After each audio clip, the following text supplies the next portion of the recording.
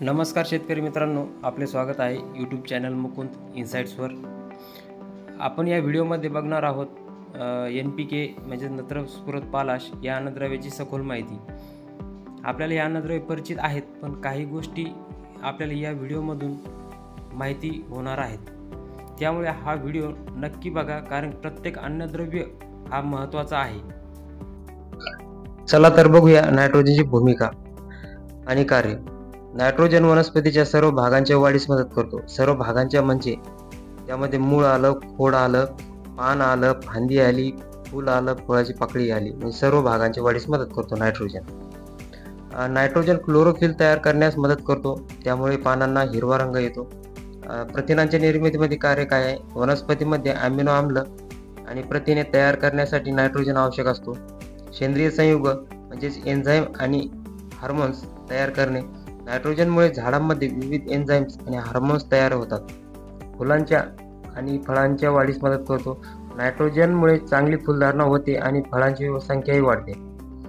इथं फुलधारणा म्हणलं का आपल्याला बोरॉन आठवते, पण तसं नाही. प्रत्येक अन्नद्रव्य हा प्रत्येक झाडाच्या कार्यामध्ये महत्त्वाचा असतो. मुळांच्या विकासासाठी उपयुक्त नायट्रोजनयुक्त पदार्थांचा योग्य वापर मुळांच्या मजबूत वाढीस मदत करतो. नायट्रोजनची कमतरता. आता लक्षणे आणि परिणाम, त्यापैकी लक्षणे इथे बघू आपण. झाडांच्या जुन्या पानांचा रंग फिकट पिवळसर होतो. नवीन पानांची वाढ खुंटते आणि रंग फिकट हिरवा राहतो. झाडांची उंची कमी राहते आणि खोड कमकुवत होते. पानांचा आकार लहान आणि अरुंद होतो. फुलांची आणि फळांची संख्याही कमी होते. उत्पादनात घट होते आणि फळांची गुणवत्ता कमी होते. इथे एक पानाचा फोटो आहे, त्यामध्ये तुम्हाला एक समजून जाईल नायट्रोजनची कमतरता असल्यास कसं पान दिसतंय. बघा, ते पूर्ण शिरा, त्याचे मधला भाग पिवळा आहे आणि शिरा हिरव्या आहे. तर परिणाम बघूयात. पिकांची वाढ मंदावते, अन्न निर्मिती प्रक्रिया कमी होते, उत्पादनाची गुणवत्ता व टिकवण क्षमता कमी होते, जमिनीतील सूक्ष्मजीवांची क्रियाशीलता कमी होते. नायट्रोजनच्या कमतरतेवर उपाय बघूयात. सेंद्रिय उपाय म्हणजेच ऑर्गॅनिक. शेणखत आणि कंपोस्ट नैसर्गिक नायट्रोजनचा उत्तम स्रोत आहे. हिरवळीची खते जसे की सनई, देंच्या, मूग यासारखी हिरवळीची खते जमिनीत मिसळल्यास नायट्रोजनचा पुरवठा चांगला होतो. वायुजन्य नायट्रोजन स्थिरीकरण. जीवाणू बायो फर्टिलायझर जसे की रायझोबियम, ॲझोटोबॅक्टर यांचाही वापर करावा. रासायनिक उपाय बघूयात. युरिया सर्वाधिक प्रमाणात वापरले जाणारे नायट्रोजन खत आहे. अमोनियम सल्फेट नायट्रोजन सल्फरचा उत्तम स्रोत आहे. कॅल्शियम अमोनियम नायट्रेट जमिनीसाठी चांगले खत आहे. अमोनियम नायट्रेट जलद कार्य करणारे खत आहे आणि नायट्रोजनयुक्त खते झाडाच्या वेगवान वाढीसाठी उपयोगी पडतात. आता बघूयात नायट्रोजनचा जास्त वापर झाल्यास काय परिणाम होतात ते. पाण्यात जास्त गर्द हिरवी आणि मऊ होतात, पण फुलधारणा आणि फळधारणा कमी होते. पीक रोगांना अधिक संवेदनशील बनवते. जमिनीत नायट्रोजनचे प्रमाण जास्त झाल्यास पाण्याचे शोषण कमी होते. मातीतील इतर आवश्यक पोषक तत्वांची जसे की पोटॅशियम आणि फॉस्फरस कमतरता जाणवू लागते. भूजल प्रदूषण वाढते, विशेषतः नायट्रेटचे प्रमाण जास्त झाल्यास. नायट्रोजनयुक्त जमिनीसाठी व्यवस्थापन. सेंद्रिय पदार्थांचा वापर वाढवावा. कंपोस्ट, शेणखत, हिरवळीची खते वापरा. माती परीक्षण करा. नायट्रोजनची पातळी जाणून घेण्यासाठी नियमित मृदा परीक्षण करावे. खतांचा संतुलित वापर करा. नायट्रोजन, फॉस्फरस आणि पोटॅशियम यांचे प्रमाण योग्य ठेवा. हिरवळीची खते आणि जीवाणूयुक्त खते वापरा. रायझोबियम, ॲझोटोबॅक्टर यांचा योग्य वापर करा. ठिबक सिंचन प्रणालीचा अवलंब करा, यामुळे नायट्रोजनचे शोषण अधिक चांगले होते. नायट्रोजन या अन्नद्रव्याबद्दल आतापर्यंत आपण जे बघितलं त्याबद्दल एक निष्कर्ष आहे. नायट्रोजन हे वनस्पतीच्या वाढीसाठी आणि उत्पादनासाठी अत्यंत महत्त्वाचे पोषक तत्व आहे. याच्या योग्य व्यवस्थापनामुळे पिकांची वाढ चांगली होते, उत्पादन वाढते आणि पिकांची गुणवत्ता सुधारते. नायट्रोजनच्या कमतरतेमुळे पिकांची वाढ खुंटते आणि उत्पादन घटते. त्यामुळे नायट्रोजनयुक्त खते आणि सेंद्रिय घटकांचा योग्य प्रमाणात वापर करणे अत्यंत गरजेचे आहे.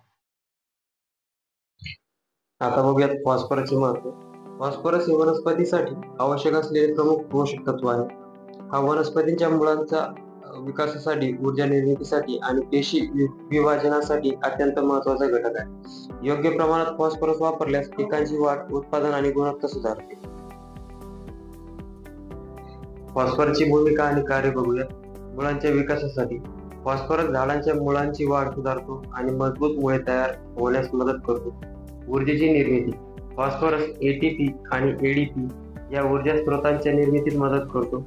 फुलधारणा आणि फळधारणा वाढवतो. योग्य प्रमाणात फॉस्फरस वापरल्यास झाडांची फुलधारणा आणि फळधारणा सुधारते. बीज उत्पादन सुधारतो. फॉस्फरसयुक्त खतांचा वापर केल्यास बियांची उगवण क्षमता चांगली राहते. आजार प्रतिकारक क्षमता वाढतो. फॉस्फरस वनस्पतीमध्ये रोगप्रतिकारकता वाढवतो आणि तीव्र हवामानात सामना करण्याची क्षमताही वाढवतो. शेतीतील जमिनीची गुणवत्ता सुधारतो. फॉस्फरस जमिनीच्या उत्पादन क्षमतेत वाढ करतो. यामध्ये वरती जे एटीपी आणि एडीपी दिलेले आहेत त्याबद्दल जर काही माहिती लागत असेल तर कमेंटमध्ये नक्की सांगा, तुम्हाला मी नक्की सांगेन. आता बघूयात फॉस्फरसची कमतरता, लक्षणे आणि परिणाम. इथे लक्षणे बघूयात. झाडांच्या पानाचा रंग गडद हिरवट जांभळा होतो. इथं एक फोटो दिलेले आहेत, एक मक्याचा आणि एक जांभळाच्या पानाचा फोटो आहे, त्यामध्ये बघू शकतात तुम्ही. मुळांची वाढ खुंटते आणि मुळे कमी प्रमाणात विकसित होतात. झाडांच्या खोडावर जांभळ्या रंगाचे डाग दिसू लागतात. फुलांची आणि फळांची संख्याही कमी होते. झाडाची उगवण क्षमता कमी होते आणि उत्पादन घटते. पाने लहान राहतात आणि झाडांची एकूण वाढ मंदावते. परिणाम बघूयात. पिकांचे उत्पादन घटते. बियांची गुणवत्ता आणि उगवण क्षमता कमी होते. झाडाचे हवामानातील ताण सहन करू शकत नाही. मुळांची वाढ कमी झाल्यामुळे झाडे लवकर कोरडी पडतात.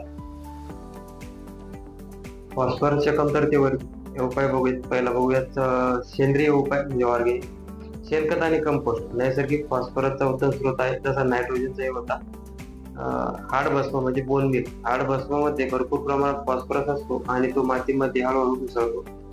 हिरवळीची खते वापरल्यास फॉस्फरसचा पुरवठाही सुधारतो. बायो फर्टिलायझर जसे की पीएसबी फॉस्फेट सोल्युबलायझिंग बॅक्टेरिया याचा वापर केल्यास मातीतील फॉस्फरस अधिक उपलब्ध होतो. रासायनिक उपाय बघूयात. सिंगल सुपर फॉस्फेट सर्वसामान्य खत ज्यामध्ये सल्फर आणि कॅल्शियम देखील असते. डाय अमोनियम फॉस्फेट सर्वाधिक प्रमाणात वापरले जाणारे फॉस्फरसयुक्त खत आहे म्हणजे DAP. Triple super phosphate TSP उच्च शुद्धता असलेले फॉस्फरस युक्त खत आहे. रॉक फॉस्फेट हळूहळू विरघळणारे आणि सेंद्रिय शेतीसाठी उपयुक्त आहे. मोनो अमोनियम फॉस्फेट जलद परिणाम देणारे खत आहे. आता बघूयात आपण पोटॅशियम. तर पोटॅशियमचे महत्त्व बघूयात थोडक्यात. पोटॅशियम हे वनस्पतीसाठी आवश्यक असलेले प्रमुख पोषक तत्व आहे. हे झाडांच्या एकूण वाढीस मदत करते आणि पाण्याचे संतुलन राखते. रोग प्रतिकारक शक्ती वाढवते आणि फळ सुधारणाही करते. पोटॅशियमची भूमिका आणि कार्य बघूयात. पाणी पोषण आणि शोषण. पोटॅशियम वनस्पतीमध्ये पाणी शोषण्यास मदत करते आणि पोषक तत्वे झाडाच्या विविध भागापर्यंत पोहोचवते. प्रथिनांची निर्मिती. वनस्पतीमध्ये एन्झाईम सक्रिय करण्यास मदत करते, त्यामुळे प्रथिनांचे उत्पादन चांगले होते. फुलधारणा आणि फळधारणा वाढवतो. पोटॅशियमच्या पुरवठ्यामुळे फुलांची संख्या आणि फळांची गुणवत्ता सुधारते. साखरेची निर्मिती व स्थानांतर. साखर आणि स्टार्चची निर्मिती होते व ती योग्य ठिकाणी स्थानांतरित केली जाते. रोग प्रतिकारक शक्ती वाढवतो. झाडांची रोगावरील प्रतिकारक शक्ती वाढते आणि हवामानातील ताण सहन करण्याची क्षमता वाढते. फळांचा आकार आणि चव सुधारतो. योग्य प्रमाणात पोटॅशियम दिल्यास फळे गोडसर आणि मोठ्या आकाराची होतात. पोटॅशियमची कमतरता बघू. लक्षणे.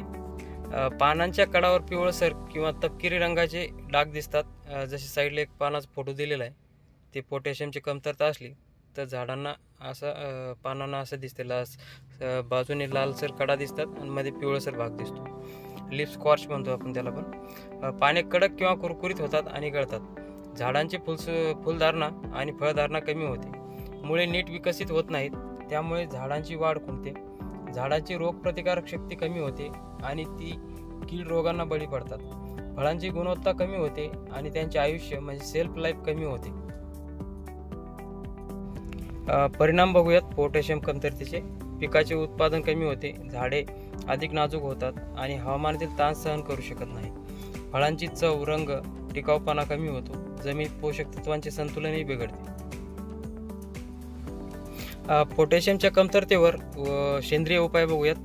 शेणखत आणि कंपोस्ट पोटॅशियमचा नैसर्गिक चांगल्या प्रकारचा स्रोत आहे. आंबाडीची राखेमध्ये पोटॅशियम असते, त्यामुळे ती जमिनीत मिसळल्यास फायदा होतो. केळीच्या साली आणि इतर सेंद्रिय पदार्थ यांचा वापर मातीतील पोटॅशियम पातळी वाढवतात. हिरवळीची खते वापरल्यास मातीतील पोटॅशियमचा पुरवठा सुधारतो. पोटॅशियमचा जास्त वापर झाल्यास काय परिणाम होते ते बघू. मातीतील कॅल्शियम आणि मॅग्नेशियम यांचे प्रमाण कमी होते. जमिनीत जास्त प्रमाणात पोटॅशियम साठल्यास झिंक, लोह आणि नायट्रोजनची कमतरता जाणवते. पाण्यात विरघळणाऱ्या पोषक तत्वांची असंतुलित निर्माण होऊ शकते. काही ठिकाणी जमिनीचा सामू म्हणजेच pH वाढतो आणि उत्पादनावर परिणामही होतो. रासायनिक उपाय बघूयात. म्युरेट ऑफ पोटॅश MOP सर्वाधिक वापरले जाणारे पोटॅशियम युक्त खत आहे. सल्फेट ऑफ पोटॅश म्हणजे SOP वॉटर सोल्युबल मध्ये आहे. हे पाण्यात सहज विद्राव्य आणि क्लोरीन मुक्त खत आहे. पोटॅशियम नायट्रेट नायट्रोजन आणि पोटॅशियमचा उत्तम स्रोत आहे. पोटॅशियम हायड्रॉक्साईड जलद परिणाम देणारे पोटॅशियम आहे. इथे जे पोटॅशियम हायड्रॉक्साईड जे आहे ते चांगल्या प्रकारे काम करते, पण इथे त्याची माहिती देण्यासाठी हा व्हिडिओ खूप मोठा झाला असता, त्यामुळे मी इथं दिलेलं नाही. सेपरेट मी ते पोटॅशियम हायड्रॉक्साईडवरती एक व्हिडिओ बनवणार आहे. पोटॅशियमयुक्त जमिनीसाठी व्यवस्थापन. सेंद्रिय पदार्थाचा वापर वाढवावा. कंपोस्ट खत, शेणखत, राख आणि सेंद्रिय खते वापरा. माती परीक्षण करा. जमिनीतील पोटॅशियम पातळी जाणून घेण्यासाठी नियमित मृदा परीक्षणे करावी. खतांचा संतुलित वापर करा. नायट्रोजन, फॉस्फरस, पोटॅशियम यांचे प्रमाण योग्य राखा. ठिबक सिंचन प्रणालीचा अवलंब करा. पाण्यासह पोटॅशियम पुरवठा केल्यास पीक जलद शोषण करू शकते. बायो फर्टिलायझर्सचा वापर करा. जैविक पद्धतीने पोटॅशियम सोडविणाऱ्या जीवाणूंचा वापर केल्यास जमिनीतील पोटॅशियम अधिक उपलब्ध होतो. आतापर्यंत आपण पोटॅशियम बद्दलची माहिती घेतलेली आहे, त्याबद्दल थोडक्यात निष्कर्ष काय आहे. पोटॅशियम हे पीक उत्पादन वाढविण्यासाठी आणि पिकाच्या गुणवत्तेसाठी आवश्यक असलेले महत्त्वाचे पोषक तत्व आहे. योग्य प्रमाणात पोटॅशियम वापरल्यास झाडांची रोगप्रतिकारक शक्तीही वाढते, फळांची चव सुधारते आणि पिकाची टिकवण क्षमताही वाढते. याची कमतरता असल्यास झाडांची, त्यामुळे संतुलित खत व्यवस्थापन करून पोटॅशियमचा योग्य वापर करणे आवश्यक आहे.